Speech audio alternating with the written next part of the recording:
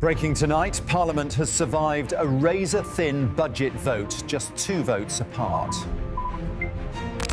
Stay with us as we break down what this cliff-edge decision means for Canada. Welcome to Canada Next.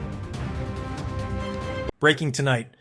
What happened in Parliament wasn't just another budget vote, it was a political earthquake that revealed exactly who leads and who follows in Canadian politics. And the final numbers tell you everything you need to know. 170 to 168. 2 votes. That's the margin that separated Mark Carney's vision for Canada from Pierre Poilievre's chaos. And by the end of this video, you'll understand why this wasn't close. Because of weakness. It was close because of Carney's strength. Because he didn't compromise. He didn't cave. He doubled down on Canada's future and Parliament backed him. Let's break this down. The chamber was packed. The tension was suffocating. Conservative MPs sat with their arms crossed, waiting for their moment to block the budget. Liberal MPs knew this was it. 1 vote determines whether Canada builds or crumbles. 1 vote decides whether Carney's leadership continues or collapses. 1 vote separates sovereignty from surrender. And Poilievre walked in thinking he had this. He didn't. What happened in Parliament today was not just another question period. It was a political turning point. A moment where Canadians could finally see the difference between leadership and desperation. Between someone who builds for the country and someone who tears it down for a headline. And that difference was crystal clear. On one side was Mark Carney, confident, composed, and already thinking 2 steps ahead as the crucial budget vote approaches. On the other side was Pierre Poilievre, repeating the same pre-scripted lines, ignoring facts, avoiding substance, and looking increasingly cornered. Today, Poilievre wasn't just challenged, he was exposed. Let's take you inside that chamber. Poilievre began with his usual lines. The same routine Canadians have heard for months. He talked about deficits.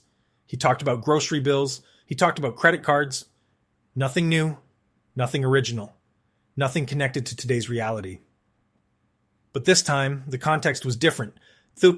Hesse wasn't a random question period. This was the day of the historic budget vote, a vote that will decide the direction of the entire country, and Carney knew it. Carney didn't waste time. He opened with the truth. Inflation is at 2.2%, jobs are up, unemployment is down, and for 2 straight years, inflation has been within the Bank of Canada's target range. This is exactly what Poilievre doesn't want Canadians to hear. Translation, the economy isn't collapsing. Carney's policies are working, and Poilievre's entire narrative is built on a foundation that no longer exists. Carney framed the moment clearly. Today isn't about slogans. Today is about deciding whether Parliament will vote for generational investments or fall into Poilievre's manufactured crisis narrative. And Poilievre had nothing to say. He simply returned to his script. But here's where it gets interesting. Poilievre shifted to grocery prices, claiming inflation is almost double the Bank of Canada's target. He referenced Statistics Canada. He blamed carbon taxes. He accused Carney of putting the budget on a national credit card. Standard talking points. Predictable attacks. Carney's response? Pure data. Pure confidence. He reminded Parliament and every Canadian watching that wages have been rising faster than inflation every single month since he became Prime Minister. Not just once, not just during good months. Every single month. Translation. Canadians aren't falling behind, they're getting ahead. And Poilievre's grocery bill crisis is fiction. If you've been hearing Conservatives claim the economy is broken, but the data keeps showing growth, you're not alone. Millions of Canadians are watching these same patterns unfold. And then came the moment that changed the tone of the entire chamber. Carney reminded Parliament that today is the day MPs must stand up and be counted. Canada is growing. Canada is adding jobs. Canada is investing in sovereignty. Canada is building for the future. This wasn't a political defense. It was a statement of national direction. And it left Poilievre visibly frustrated because none of his talking points addressed any of Carney's facts. Dear viewers, this is where leadership separates from performance. Poilievre came prepared with lines. Carney came prepared with results. Poilievre wanted headlines. Carney delivered policy. Poilievre needed Parliament to believe the economy is collapsing. Carney proved it's growing despite American tariff threats and Conservative obstruction. And the contrast became even sharper. With his economics narrative collapsing, Poilievre switched tactics. He pivoted to crime, another scripted attack. He referenced extortion statistics. He blamed soft on crime laws. He accused the Liberals of eliminating mandatory prison sentences. But again, Carney responded with direct policy clarity. The government already has legislation on the table addressing these crimes, and Conservatives are refusing to support it. Translation: if Conservatives cared about crime, they would vote for the very bills designed to fight it. But Poilievre doesn't want solutions. He wants slogans. And then came the knockout moment of the entire session. Minister François-Philippe Champagne stepped up, and what he said will be remembered as one of the most powerful political statements of this parliament. He confronted the Conservatives head-on and asked the question they fear the most. Will they vote for Canadians tonight, or will they vote for their own bitterness, their own egos, and their own political survival? Champagne's message was unmistakable. Canada needs growth. Canada needs investment. Canada needs stability. And Conservatives are the only ones trying to block it. He quoted Kevin Page, the former parliamentary budget officer, who said exactly what Carney has been saying all along. We need to focus on economic growth. We need capital investment to boost innovation, improve our infrastructure, and diversify our trade. We live in dangerous times, and we must meet our NATO spending target.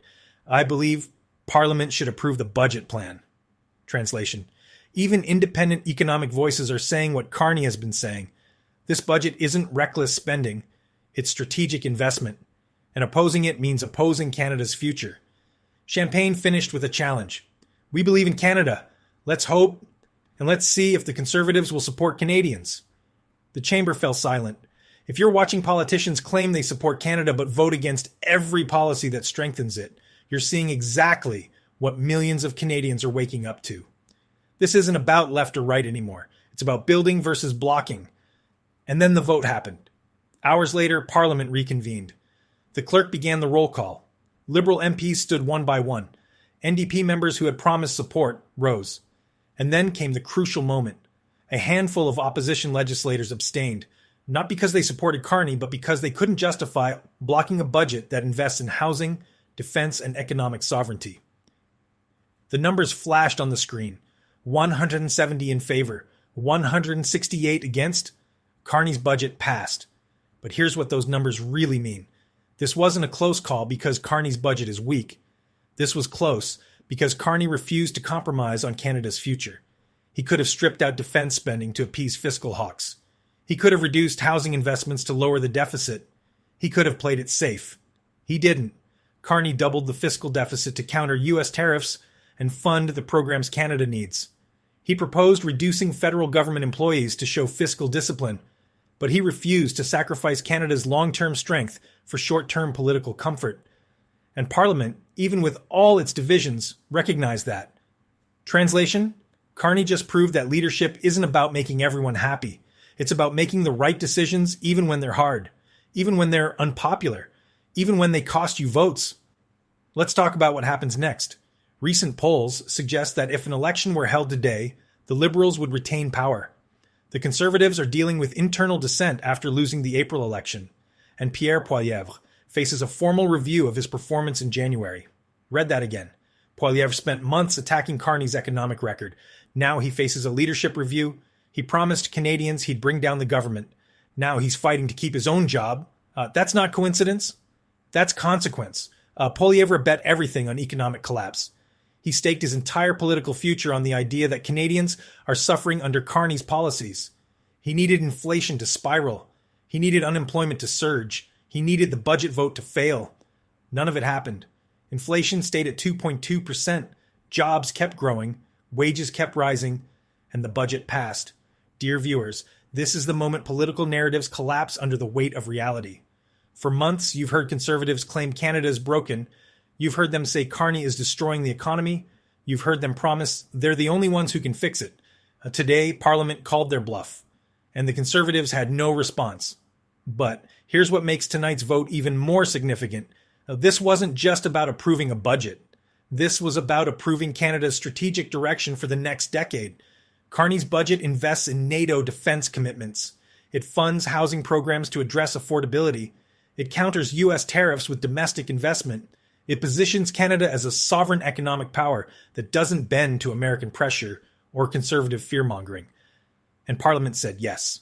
Translation: Canada just chose independence over dependence, strength over surrender, investment over austerity, Carney over chaos. The vote was 170 to 168. 2 votes. But those 2 votes mean something bigger. They mean Canada builds its future. Conservatives can fight it or accept it. It doesn't matter. History will remember who built and who blocked, who showed up when it counted. Today's session, it told you everything you need to know. Carney walked into Parliament with confidence, facts, leadership, and momentum. Poilievre walked in with pre-written lines, no answers, and a caucus that looked increasingly divided. And now the country is watching. Because tonight's vote wasn't just about budgets or talking points. It was about whether Canada moves forward with Carney's vision or gets dragged backwards into Poilievre's chaos. One thing is already clear. Carney dominated today. Poilievre was humiliated. And the Conservatives look more fractured than ever. The budget passed 170 to 168. That's 2 votes. But those 2 votes represent millions of Canadians who believe in this country's future. A parliament that chose investment over obstruction, a leader who wouldn't bend on Canada's sovereignty, a turning point that'll reshape Canadian politics for decades. This is Canada Next, where independence has a voice. More updates soon.